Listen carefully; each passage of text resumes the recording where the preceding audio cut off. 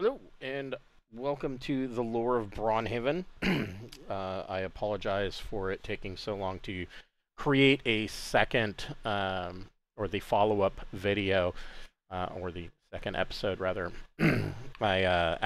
Almost immediately after creating the last episode, I got very, very, very sick. And so I spent at least the last 2 weeks kind of getting over that, and but I am back, and so today we'll be discussing the reckoning and the known gods, and so this is roughly around the time of negative 2000 in the Braunhaven historical timeline, and the reckoning from the people on or in the world of Braunhaven looking to the sky, they would have noticed some strange things happening. So weather patterns started to get weird. There were, strange clouds in the sky and storms. But on the clear nights, one of the things that anybody that was really paying attention would have noticed that there was this very rare alignment, or what they would think a very rare alignment of maybe they would think it was the stars or the planets, assuming that they knew that there are planets. Some of the scholars of the world may have known that there were planets. And along with that, they witnessed this almost infinitesimally small, rare event that 3 comets could be seen with the naked eye over Braunhaven. None of this was really, from an astronomical sense, none of this was really planets, and those weren't really comets. What was really happening was a conjunction of the planes actually, for one reason or another, they collided with the prime plane. And this is how what is known as the Council of the 12 Known Gods came to be in this world.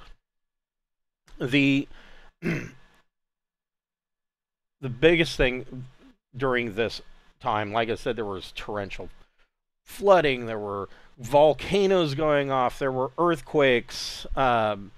This over on this end, on the eastern end of the Galatian Empire, that entire small mountain range was thrust up during this period.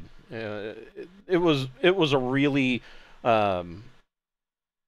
violent period from the viewpoint of geological and weather meteorological standpoints.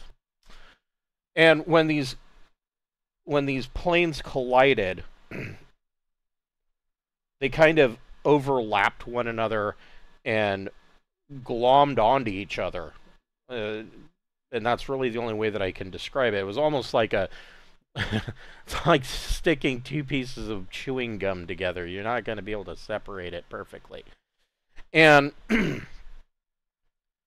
while these were together, the known gods were able to cross over from the celestial plane, where they had been doing whatever it is that they do. My assumption on the celestial plane until this event happened is that, for the most part,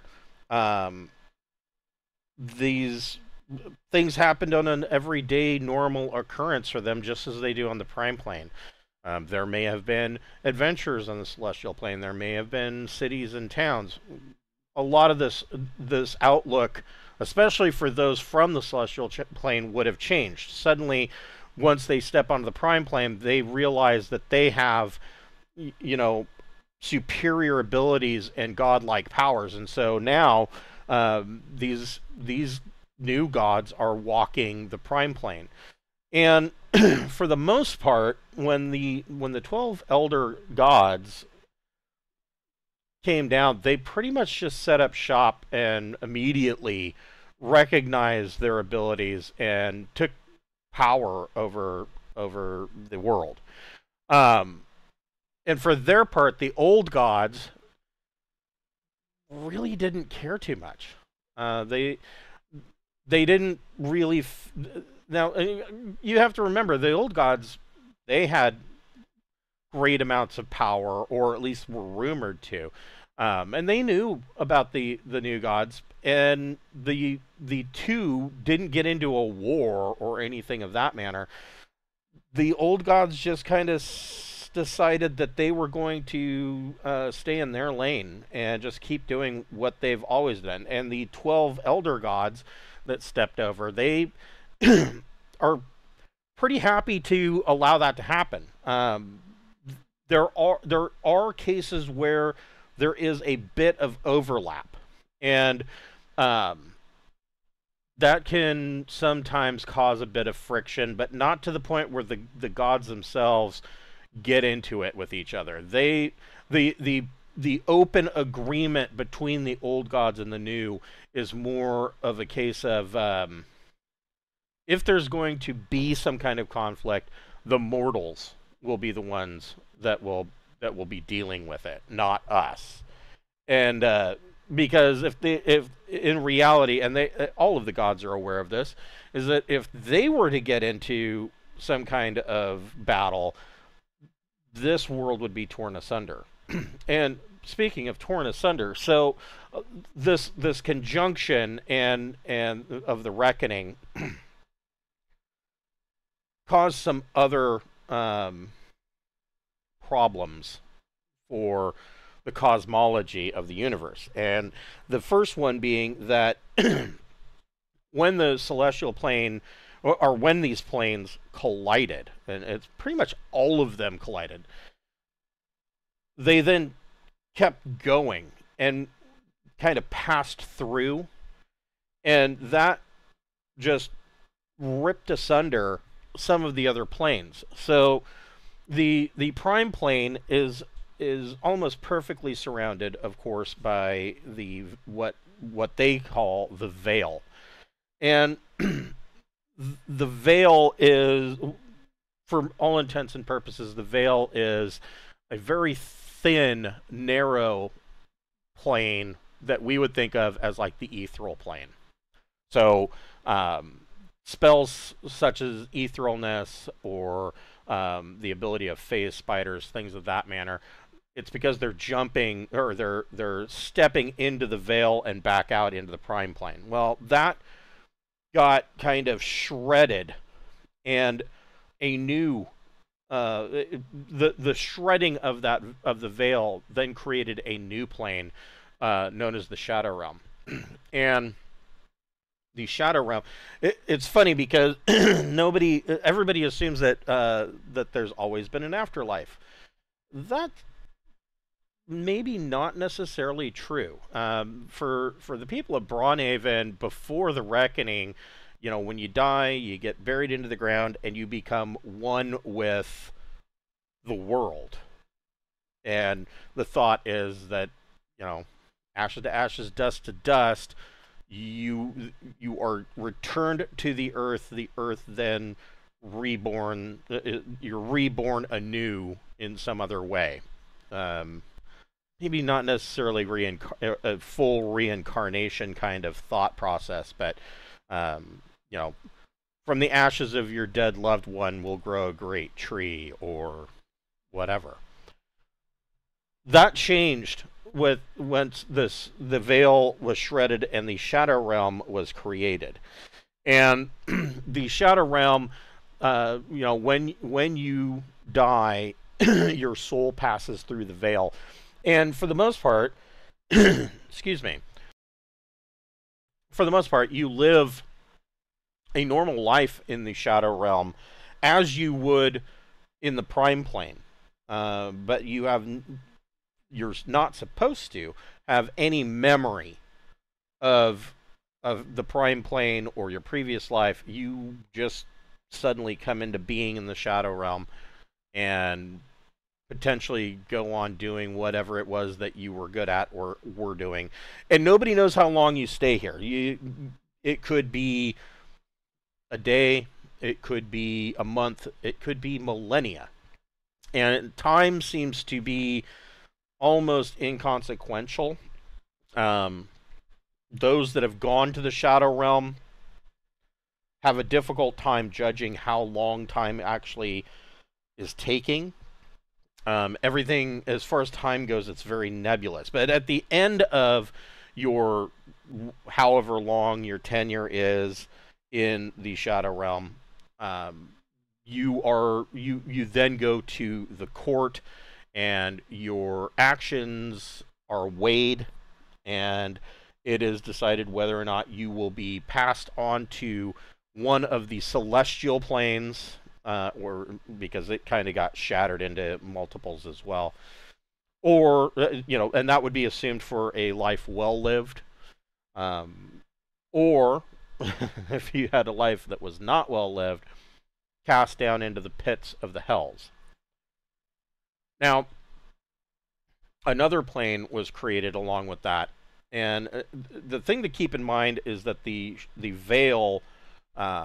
The veil is a separation now. It is a border between, of course, the shadow realm, and then there is the Fey realm. And because the veil was shredded in such a way, there are weaknesses in the veil, and the creation of the shadow realm and the creation of the Fey realm has caused, or really the impact of the Fey realm now being a part or the edge of the veil has caused a lot of these creatures to be able to cross over. And so there are creatures such hags and Fey-like creatures. The Shrivelkin are a great example. The Shrivelkin come over and cause all sorts of mayhem. They're Shrivelkin are goblin-like creatures, but they have like insectoid chitinous plates on their body, and you can tell the older ones from the younger ones because the older ones have moss and fungus that are growing on them, and they might have a flower growing out of their back or whatever. But Shrivelkin are generally, what they're really known for is they will come in and they will cross over and through a thin point in the veil and come into the prime plane. And what they're known for, aside from causing mayhem, is they like to kidnap babies and young children, and they will take them back to the prime plane, or I'm sorry, not back to the Fey realm.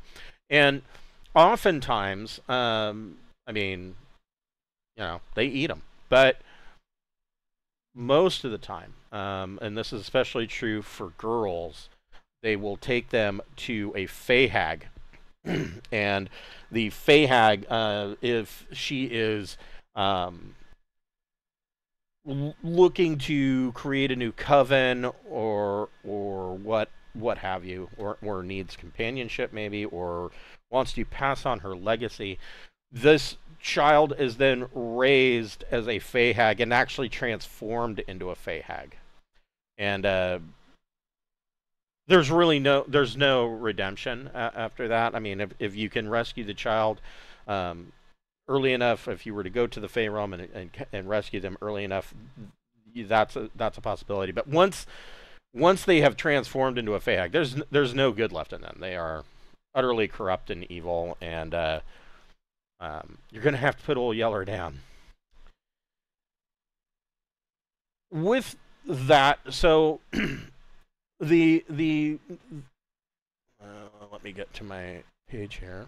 Here we go. The new gods. So the gods that came over had a fairly strict hierarchy, where the old gods, yeah, there was a loose order of things, with Montes, the mountain father, being kind of at the top, since he kind of was instrumental in bringing the other old gods into the universe. With the new gods, they already had a strict hierarchy with Janus as king of the elder gods. He's the ruler of the celestial palace. He is called the beginning of time and the winter lord.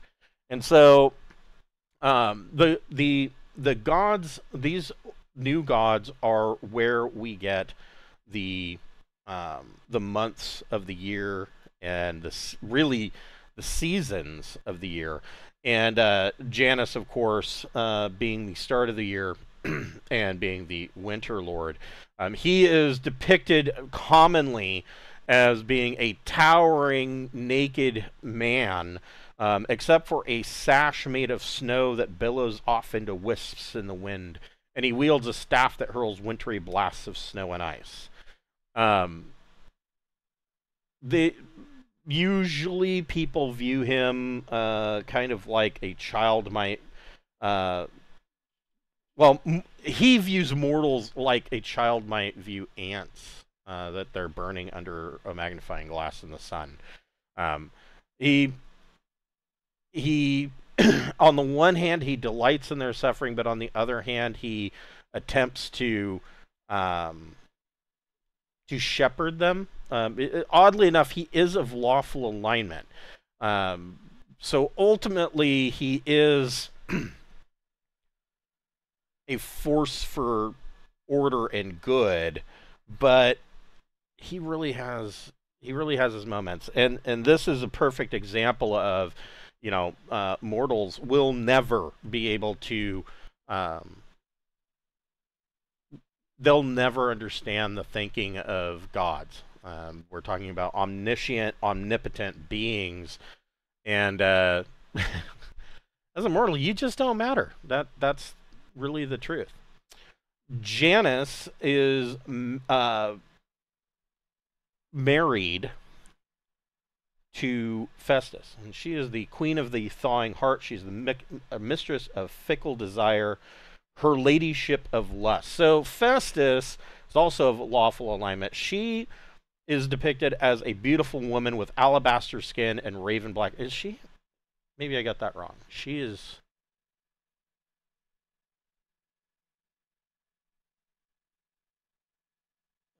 I don't. No, she is not married. I apologize. She is not married to Janus. Anyways, Festus is basically, she is known as the one that if there is a mortal, a woman, and a man is a suitor, and she is not interested. Many a case will be that suddenly the woman will change her mind for one reason or another. Having been in this situation, nobody knows why they change their mind one way or the other. That's just something that women do, in my opinion. I mean, men do it too, but it is said that in this world that Festus has had her hand in that. And a common saying is that Festus knows, he wasn't such a bad guy and you two could do quite well. And so what that sudden change of heart is that Festus has touched her in a way that she will now agree to this suitor, and the two will go off and get married and have many plump children. The next in the line of the gods is Maricus. He is the messenger and the herald of spring, and he's kind of lighthearted and kind of jovial. Almost always depicted as a tall, well-built human male with glowing white eyes and large angelic wings. He's also known kind of for his bard-like nature. He likes to sing, he likes to play around, and he tends to have a thing for Festus, and they kind of have an on-again, off-again thing. Like I said, Festus is the queen of the thawing heart and the mistress of fickle desire, and nobody can be more fickle than Festus. 1 minute she's on, 1 minute she's off. So But most of the time, Maricus is usually the the church, the chapel of the known gods in the capital city of Glauschein, up to the northeast. Clerics and paladins, maybe not so much paladins, but clerics, they live a secular cloistered life, so they don't have a whole lot of stuff to talk about. And so the on again, off again relationship between Festus and Maricus tends to uh, uh, kind of become a what if gossip mill among the clerics, because aside from reading scripture and learning their prayers for their spells, they just don't have anything else for these guys to do. Next, there is Aepus, and I actually have a picture of Aepus. Let's see here. Actually, I have a yes, I have a picture of Aepus. So this is Aepus, and she's dressed. She's a beautiful woman dressed in gray dress. Her hair. This depiction isn't very good. Her hair usually starts as a brunette with reddish highlights and goes, and it, instead of being long and flowing, it just kind of whiffs off and becomes dark storm clouds that trail behind her. Maricus, or I'm sorry, Aepus. She is the daughter of the rains, the giver of nourishment, the gray lady, and she's considered of neutral alignment, and which again, alignment can be really nebulous with gods, but she really does not give a damn about mortals. She, one minute she will give a gentle rain that will help your crops and make sure that your wells are full, and then she may not do anything for months on end, especially in the summer months, and there's a drought. Or at the end of the drought, she'll decide, oh, you guys are crying and whining about how you need rain, and she'll do a torrential downpour, and now you have, flash floods, and she is, quite over the top in her back and forth. But she is the lover of Octus, and when things are good with them, then you get maybe a light misty rain. When things are bad, you get dark clouds, thunder, lightning, and just a constant drizzle, kind of like just a melancholy drizzle. Everything turns gray and wet. Then you have Massus, who is the harbinger of summer. He is known as the gatekeeper, and he's known as the tactician, and he's also neutral alignment. He is the council of the 12 elders gods. He's kind of their general of war, but the gods haven't really physically gone to war. Like I said, they tend to send mortals, but if they were, this Massus would be at the front of the charge. Now, Massus is also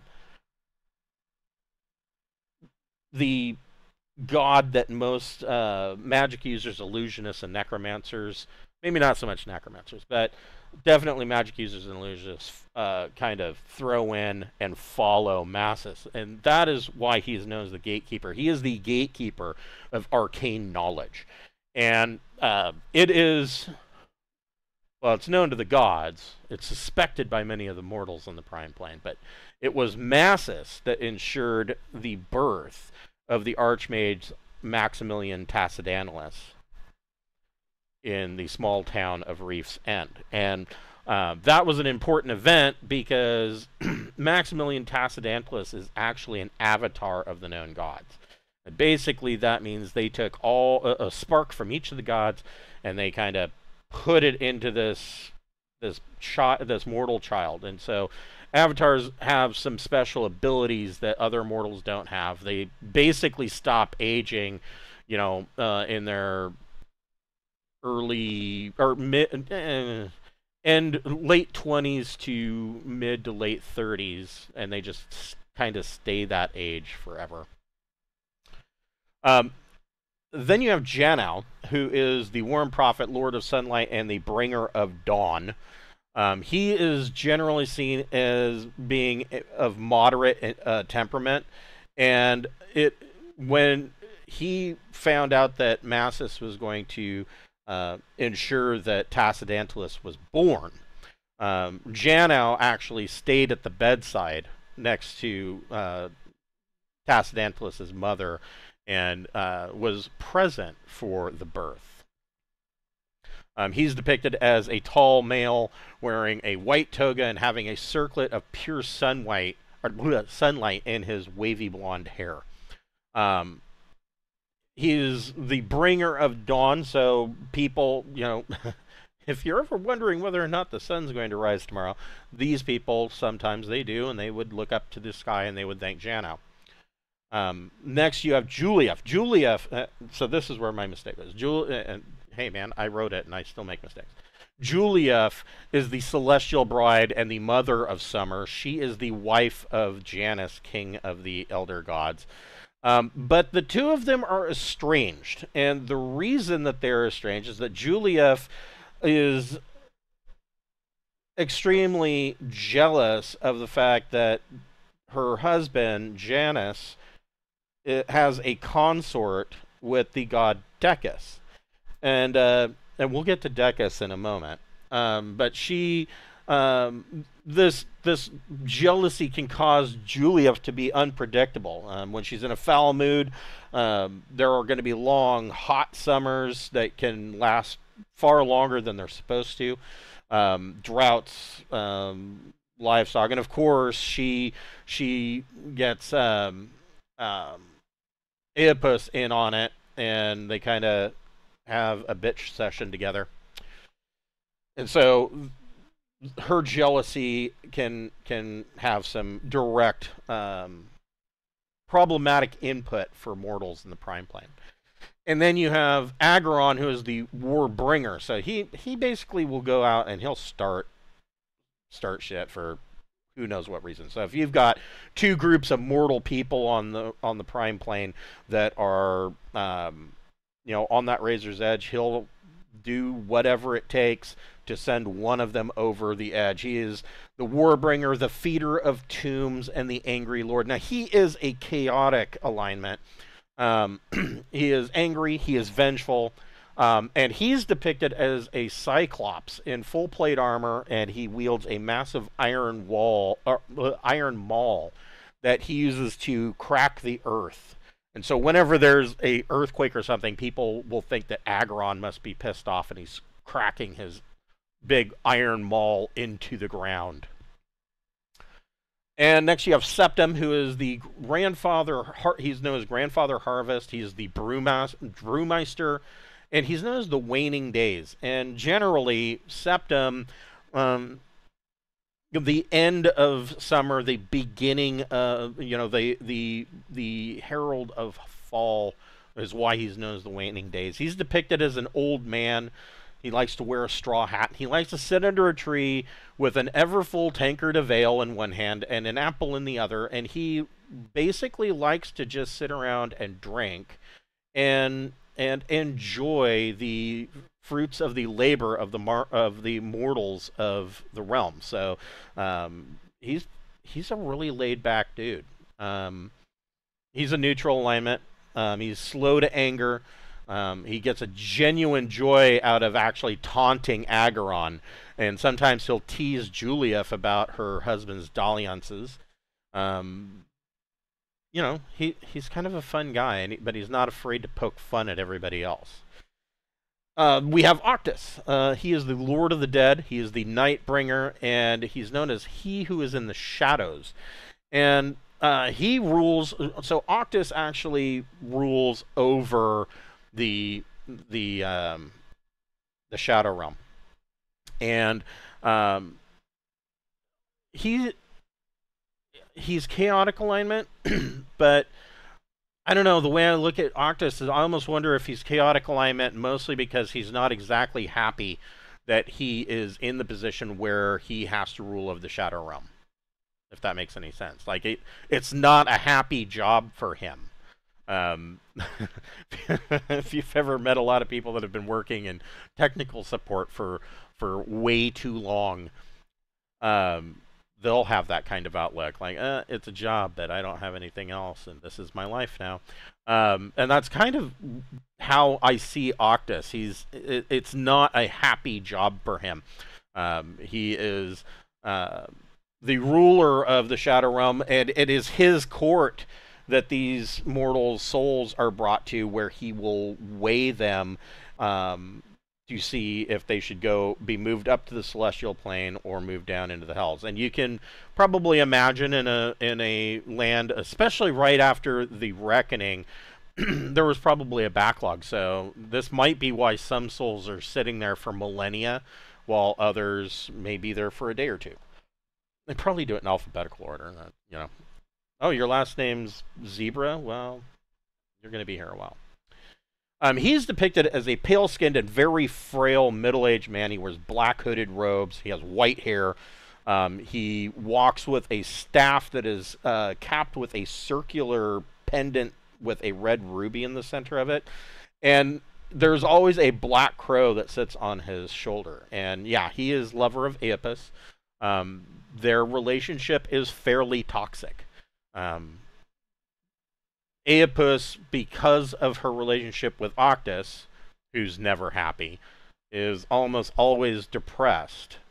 And Octus is almost always brooding. And so they can have arguments, and usually when they do, there will be lightning and thunder and rainstorms and blizzards.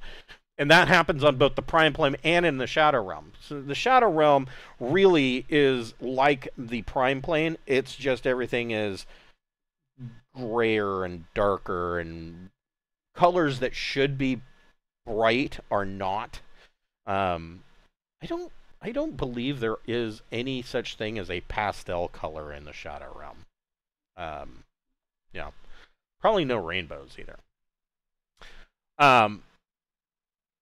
Now, one of the things, so with the veil, and this is important to note about the Shadow Realm. So during certain months of the year, and Octus being one of that month, the veil is considered thinner, and it probably has something to do with some kind of orbit, you know, how the veil rotates around the Prime Plane. But that veil can be thin, and there's a holiday called Veil's Eve where it is said that it is the thinnest.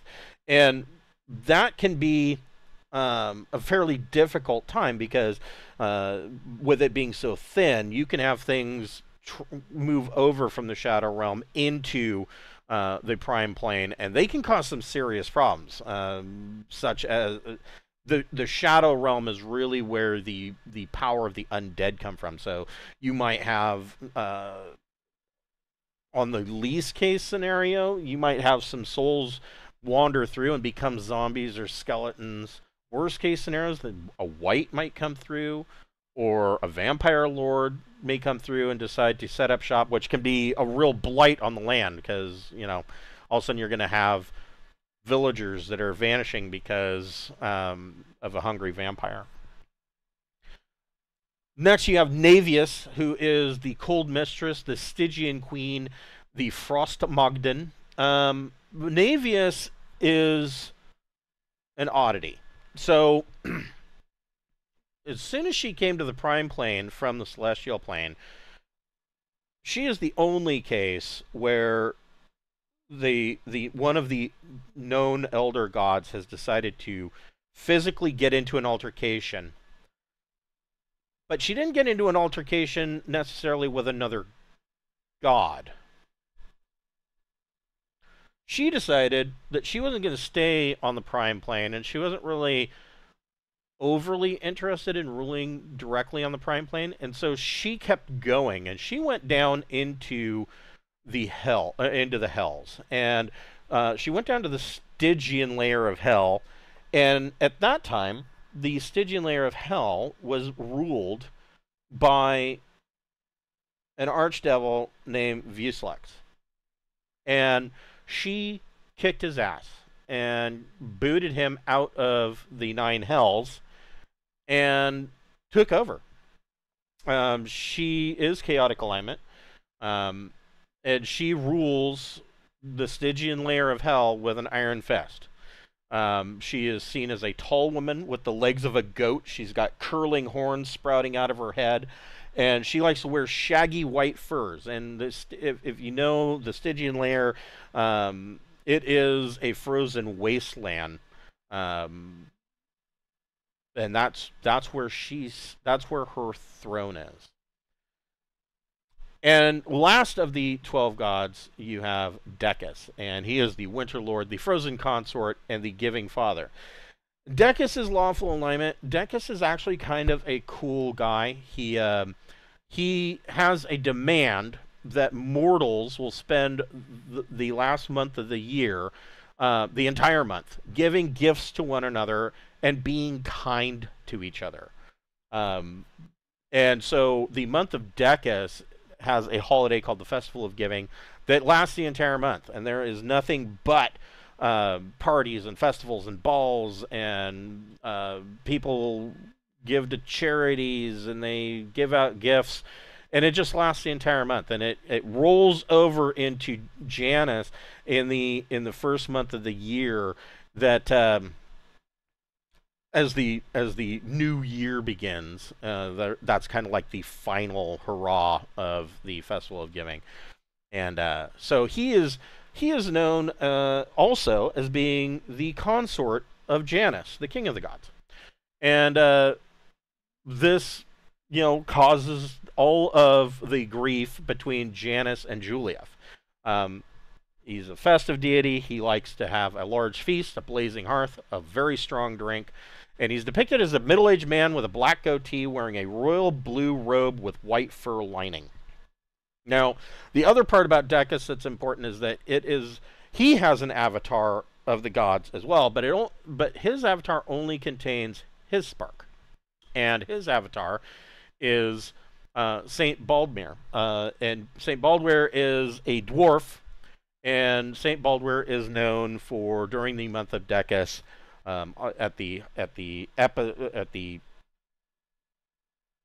solstice, he rides down out of the Skelos Mountains on a sled that is pulled by 15 magical guinea pigs, and he gives out gifts to the faithful. And a lot of people think that Saint Baldmere is a myth. Especially, it's something that children believe in, but there is evidence that Saint Baldmere is actually real and exists and lives to this day. Now, beyond the 12 elder gods, when Naevius took over the Stygian layer of hell, she kicked out Vuslax. And Vuslax decided that the mortals of the Prime Plane were really kind of easy to push in one direction or another. The ripeness for corruption and evil and chaos was they were easy to manipulate. And so Vuslax kind of just decided to set up shop on the Prime Plane, and he is a greater devil. He walks the earth, or I'm sorry, he walks the world openly, and he has been quite successful. Vuslax is known as the One God. He is known as the Dark One and the Crone Father, and he clawed his way out of hell and set up shop on the Prime Plane. And one of the first things that he decided was going to be on his docket was to basically set up a religion, and he has done so. And so in fact, the Glaustian Empire, the Emperor Belusian Cestus, one of his edicts was that the only recognized religion in the empire is the one God. And so it's kind of mandated that Vuselux um, is to be worshipped. And there are witch hunters that go out occasionally, and they mostly put down um, followers of the old gods, but they do occasionally interact with believers of the 12 elder gods. The chapel in Glauschein is called the Chapel of the Known Gods, and it is still in operation today, but it is pretty much entirely moved over to a format where Vuselux is viewed as the leader, and if there are the other 12 gods are kind of in a lesser capacity, they are considered to be subservient to Vuselux. And I mean, we know that that's probably a load of crap, because that's not really what's taking place from a cosmology point of view, but that's what Vuselux has the mortals believing. And so he is depicted as an impossibly old man with a hooked nose and filed sharp teeth. And he wears a black hooded robe. He carries a hooked staff that's made from a gnarled tree branch. And he's commonly seen in the company of 3 black hags that do his bidding. Um, it is he's a scary guy. I haven't gotten too much into any direct conflict with Vuselux, but he's here somewhere, walking around with mortals, and there is, of course, always a possibility that some adventurer or 12 is going to have to meet up with Vuselux and roll the dice on whether or not they are going to survive the encounter. So next time, and I am attempting to do one of these roughly every week, as time permits, and obviously health issues. So I'm hoping to do another one of these next Tuesday. And next time we will come into the coming of the 3, and Vuselux coming up out of the 9 hells wasn't the only devil. And there were 3 others that came up that really caused a major conflict in different parts of the world. And so we'll pick that up next time.